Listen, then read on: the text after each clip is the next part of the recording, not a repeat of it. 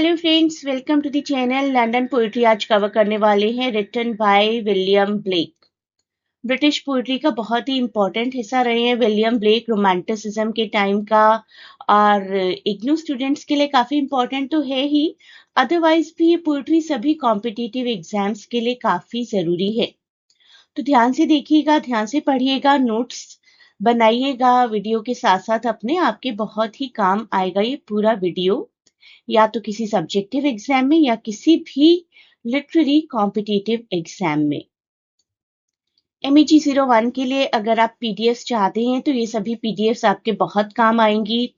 ऐसे क्वेश्चंस हैं, critical analysis है, मिनी पीडीएफ गाइड है कि आंसर्स लिखने कैसे हैं, क्विक रिवीजन के 12 ऐसे क्वेश्चंस हैं, कुछ आरटीसीज हैं, सैम्पल पेपर है, एक सॉल्व पेपर है, दो पुराने, एक तो 2024 जून का और एक 2024 दिसंबर का।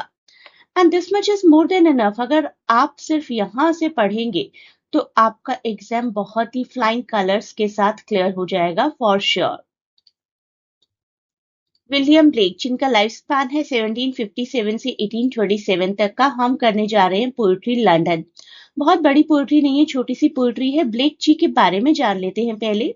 बहुत ही एक इम्पॉर्टेंट फिगर रहे हैं रोमांटिक पोइट्री की, और एक बहुत अच्छे आर्टिस्ट भी थे। अपनी पोइट्री से रिलेटेड पेंटिंग्स, अपनी बुक से related paintings and cover pages खुद ही डिजाइन किया करते थे। काफी विजनरी राइटर थे, काफी मिस्टिकल वर्क्स लिखा करते थे। आर्ट और फिलोसॉफिकल थीम्स को किस तरीके से मिक्स करना है बहुत अच्छे से जानते थे। जब ब्लेक जी ने पोइट्री लिखी ना, हमारी लंदन उस टाइम पर यूरोप बहुत केओटिक सिचुएशन में था। फ्रेंच रेवोल्यूशन के इम्पैक्ट्स चल रहे थे। तो फ्रेंच रेवोल्यूशन जो कि 1789 से 1799 तक चला, उसमें क्या था? वॉयलेंट रेवोल्यूशन था वो। फ्रेंच रेवोल्यूशन के बारे में मेरे अलग से वीडियोस भी हैं, अगर आप जानना चाहते हैं। मोनार्की को ओवरथ्रो कर दिया गया था। It was completely a rain of terror. बहुत से लीडर्स थे जैसे कि रॉबेस्पियर, इन सभी लीडर्स ने मास एग्जीक्यूशंस देखा था। मास एग्जीक्यूशन सिर्फ रेवोल्यूशनरीज का ही नहीं होता था, इवन किंग्स और क्वींस का भी हो गया था। तो French were at war with multiple European monarchies को हटाना, नॉर्मल एक फेडरल सिस्टम लेकर आना, दैट वाज द पर्पस। और बहुत टर्मोइल चल रहा था सोसाइटी में। द रेन ऑफ टेरर, इस एरा को रेन ऑफ टेरर भी बोला जाता है। Reign of terror was characterised by dramatic rejection of long hold religious authorities. जो भी हायरार्किकल स्ट्रक्चर्स आजकल चल रही थी, जो भी करप्शन चल रहा था, जो भी इनटॉलरेंट इन्फ्लुएंस चल रहा था एरिस्टोक्रेसी का, क्लर्जी का, उसको उखाड़ कर फेंक दिया गया।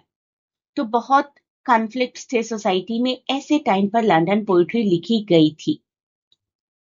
ये है हमारी पूरी पोइट्री। एक बार पूरी पोइट्री पढ़ते हैं। I wander through each chartered street, near where the chartered Thames does flow, and mark in every face I meet, mark of weakness, mark of woe. In every cry of every man, in every infant's cry of fear, in every voice, in every band, the mind-forged manacles I hear.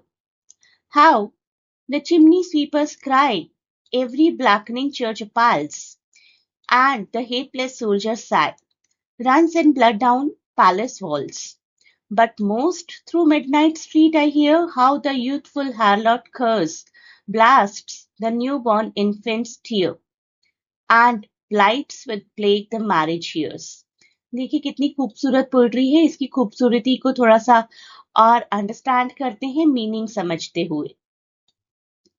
सबसे पहले पहला passage समझते हैं। I wandered through each chartered street, near where the chartered Thames does flow, and mark in every face I meet, mark of weakness, marks of woe. Ironically, satirically, Blake जी कह रहे हैं कि London, such a chartered, such a VIP place. Anybody in the world says, wow, London, आप London में रहते हैं, बड़ी खुशी की और बड़े प्राउड की बात है। लेकिन कभी यहाँ आकर देखिए, हर चेहरे में एक दर्द है, right? In every face I meet, marks of weakness, marks of woe. जो ऑपरेशन चल रहा है ना सोसाइटी में, वो यहाँ पर भी नजर आता है। तो ब्लेक डिस्क्राइब करते हैं walking through the street of London, which he refers to as chartered, Chartered is controlled by law and ownership. He also mentions कि यहाँ की तो Thames River भी chartered है, suggesting that even the nature is controlled. As he walks, जैसे जैसे चलते चले जाते हैं, उन्हें दिखती है sadness, उन्हें दिखती है weakness on the faces of the people around him, जो दिखाती है कि कहने के लिए सब कुछ chartered है, but there is suffering, suffering caused by poverty, suffering caused by oppressive system. अब बढ़ते हैं अपने दूसरे पैसेज की तरफ. In every cry of every man, in every infant's cry of fear, in every voice, in every band, the mind-forged manacles I hear. Blake कहते हैं कि हर जगह सफरिंग की ही आवाज आ रही है, चाहे वो ह्यूमन बींग्स में बच्चों की आवाज हो, इंसानों की आवाज हो, मेन की आवाज हो, बेबीज की आवाज हो. ऐसा लग रहा है सभी के दिमागों पर हथकड़ियां लगी हुई हैं. How society controls people's thoughts, the monarchy controls people's thoughts और उनकी फ्रीडम को लिमिटेड कर देते हैं. ब्लेक कहते हैं कि बस हर जगह रोना धोना है. Cries of both men and babies, symbolizing that everyone from old to young is affected.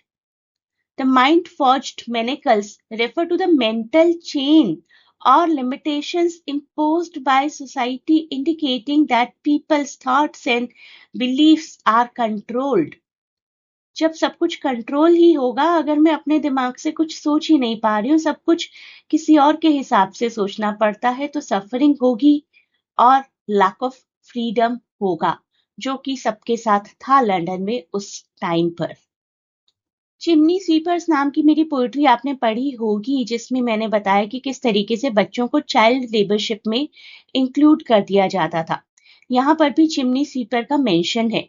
Exam में ये लाइन आए तो एकदम जंप करके ये नहीं लिखना है कि अरे चिमनी स्वीपर वर्ड तो ये चिमनी स्वीपर है. No, it is not chimney sweeper. देखिए आसपास क्या लाइन्स हैं. ब्लैकनिंग चर्च है, हेपलेस सोल्जर्स हैं, runs in blood down palace है.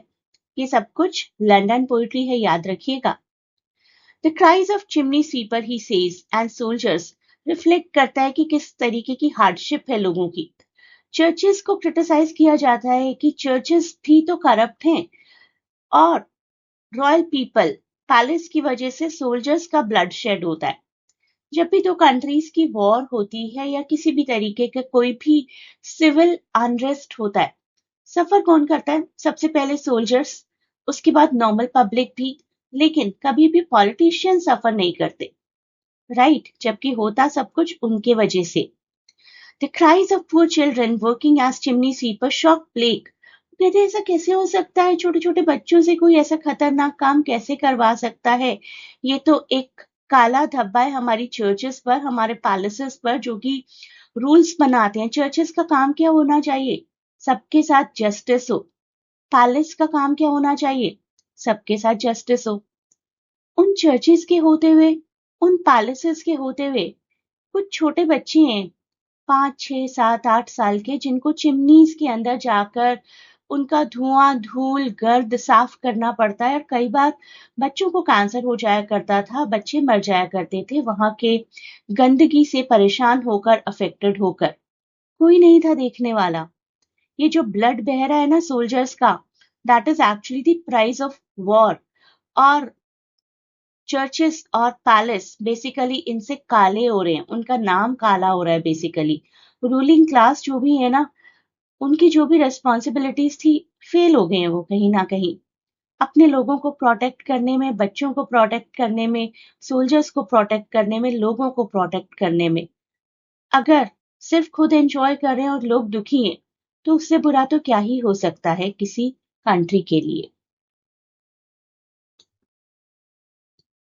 But most through midnight streets I hear how the youthful harlot's curse blasts the newborn infant's tear and blights with plague the marriage years.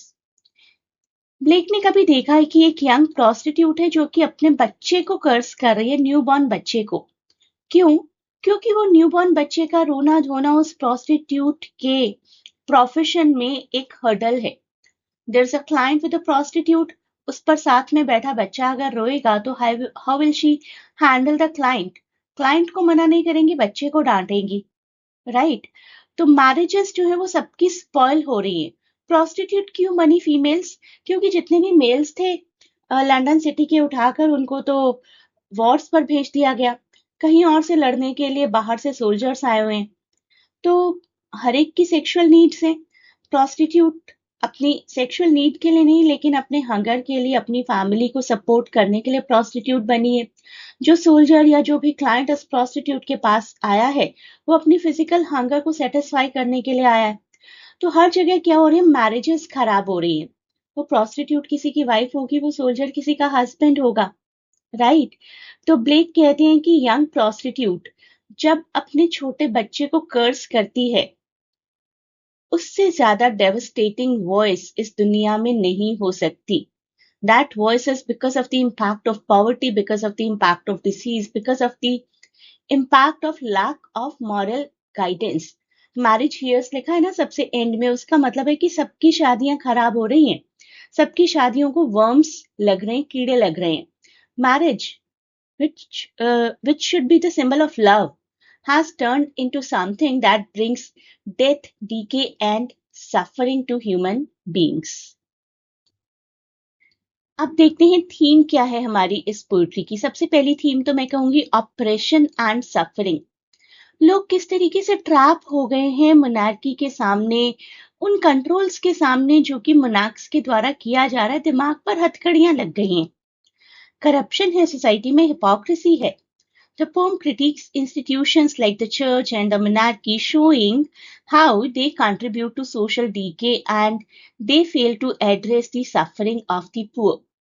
Suffering of the poor address करने का दायित्व किसका है, responsibility किसकी है? Churches की, royal people की.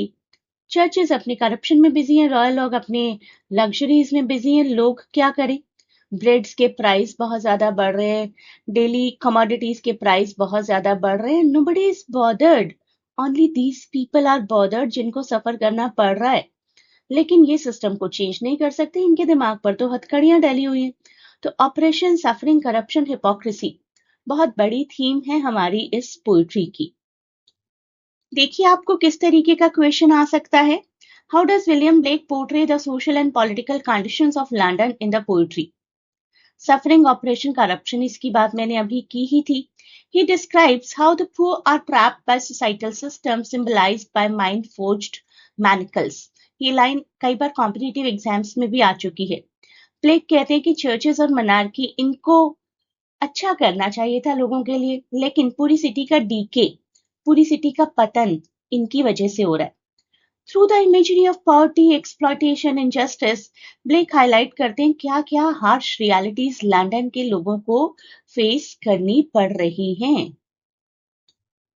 एक बार फिर से मैं आपको याद दिला देती हूँ इस पीडीएफ पैकेज के बारे में. ये पीडीएफ पैकेज आप ऑप्ट कर सकते हैं. There is a link given in description, उस पर क्लिक करके आप इंक्वायर कर सकते हैं कि ये पीडीएफ आपको कैसे मिलेंगे. तो बहुत से पीडीएफ्स हैं और इसमें से बहुत सी क्विक रिविजन्स भी हैं. अगर आप ऑलरेडी कर चुके हैं तो एक बार तो सभी पीडीएफ्स पढ़िए and in the end quick revision PDFs अगर कर लेंगे तो काफी कुछ आपका कवर हो जाएगा. And that is my purpose. पढ़ाई कर ही रहे हैं तो फिर अपना एग्जाम अच्छे से क्लियर करिए ना. सिर्फ 40 मार्क्स से क्लियर करने का क्या बेनिफिट है? पीडीएफ से पढ़ेंगे तो 60 प्लस आने के बहुत चांसेस हैं, अगर आपने पहले कोई स्टडी नहीं की है तब भी. शॉर्ट टर्म बैच शुरू किया था MEG 01 के लिए, that is on the verge of being completed. अब मेरे जो नए बैचेस शुरू होंगे वो होंगे MEG 05 के और MEG 04 के. तो MEG 05, 04 के शॉर्ट टर्म बैचेस अगर कोई ज्वाइन करना चाहता है आने वाले एग्जाम के लिए तो कर सकते हैं, और बाकी किसी भी सब्जेक्ट को ज्वाइन कर सकते हैं दिसंबर एग्जाम के लिए. एक लिंक गिवन है डिस्क्रिप्शन में, उस पर क्लिक करिए और इंक्वायरी करिए अपने आने वाले एग्जाम की ऑनलाइन कोचिंग की.